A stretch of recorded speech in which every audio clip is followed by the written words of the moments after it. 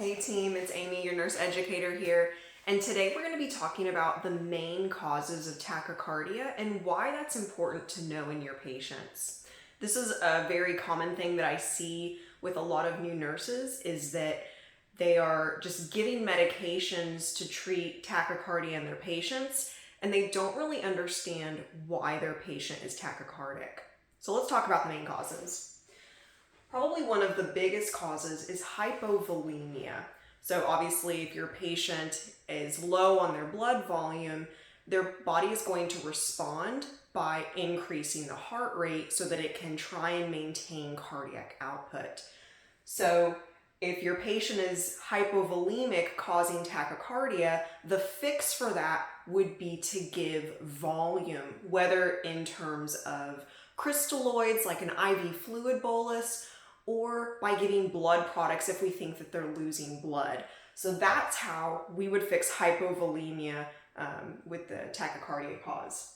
Another big cause of tachycardia is hypoxia. So if your patient is air hungry, that can absolutely cause their heart rate to go up.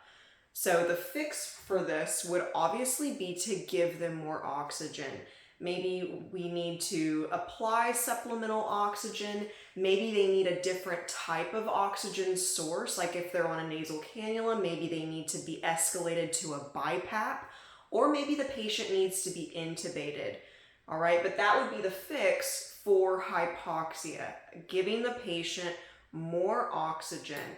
And then also making sure that that oxygen is actually getting into the blood.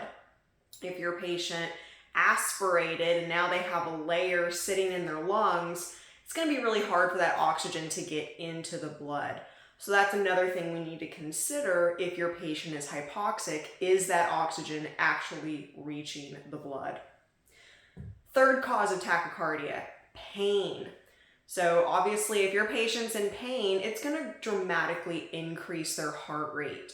So the fix for that would be to give pain meds.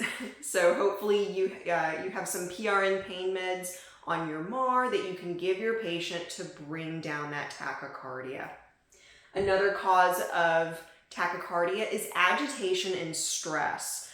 And obviously if your patient is really agitated, their heart rate's going to go up, and so is their oxygen demands. So the fix for that would maybe be to do some verbal de-escalation, try and calm them down, try and have them focus on something else.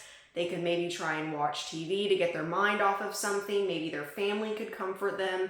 Or if it's really severe, we can give them an anxiolytic, something on PRN on their MAR. And then the last thing is sometimes we give medications that have a side effect of increasing the heart rate.